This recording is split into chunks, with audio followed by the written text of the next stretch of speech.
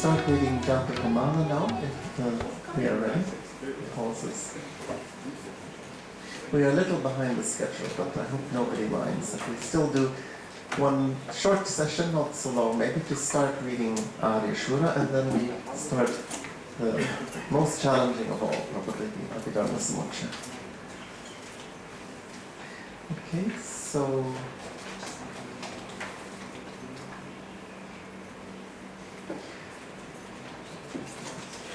we turn to reading part of a very great masterpiece of Indian Buddhist literature. It is the Jātakamālā of Āryaṣūra. Āryaṣūra is a very great poet, let's say.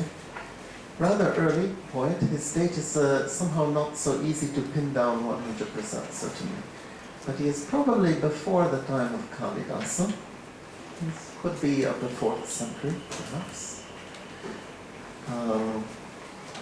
He's writing, of course, Buddhist literature, poetic literature is already very richly developed by his time. Among the poets that you might know, one should mention, of course, Ashvaghosha, who is several centuries again before Āryaṣūra, very great poet.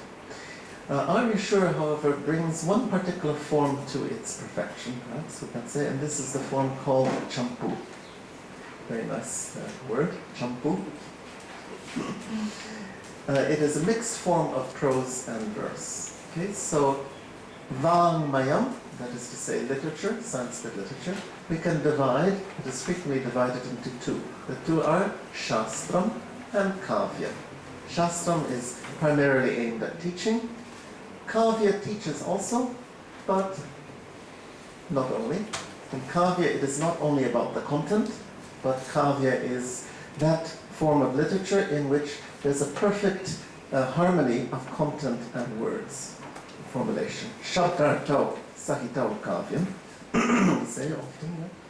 When word and meaning are perfectly matched to each other, harmoniously matched, then it is kavya. This means that by definition, kavya cannot be translated because, okay, it can be translated, but then we have only the artha. Okay? But the feature of it, special feature, is this wedding of Shabda and Artha. Okay. Now, Kavyam is divided into Drishyam, Shravyam cha. Kavya that is to be seen, and Kavya that is to be heard. Kavya that is to be seen is what we would call drama. Dramas of various types. Okay, it is something like opera. Okay, maybe not so suitable. Something like that. It's really meant to be performed.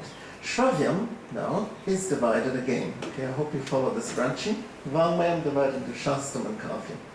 Kavyam divided into Drishyam and Shravyam. Now, Shravyam is divided into Padyam, verse, Gadyam, prose, or almost entirely prose, and Champu. And Champu is the form that we have here, early masterpiece of in the form of the Jātakamālā.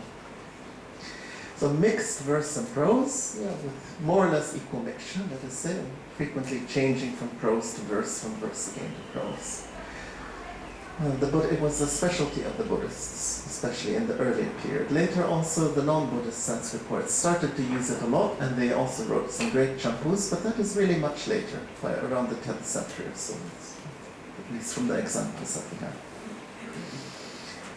Okay, from the point of view of the content, these are Jatakas, stories of the Buddha's previous words. Now we can try to read the opening verses. There are 4 verses which introduce the whole work. And then, instead of starting from the first Jataka, we thought to jump to the 9th Jataka, which is the Vishvantara Jataka, because it is so famous and important a story, and also in this country very, very much loved and known by everybody, no doubt. So we can read Āryaṣūra's telling of this story. We have also a commentary existing in Sanskrit on the Jātakamālā, and at least 2 people here present have worked on this, studied it. Professor Skilling has used it and referred to it in some of his articles, and right now Matthias Salvini is starting to re-edit at least some parts of it. And the last file that was sent out to you this morning was his draft re-edition of the opening part of it. This commentary is very nice indeed. quite interesting. It really repays some further study. We can try to occasionally refer to. Unfortunately, we have only one manuscript of it, and it is not so easy. There are many places where the reading seems to be not right, where we have to try to consider how to understand what was meant.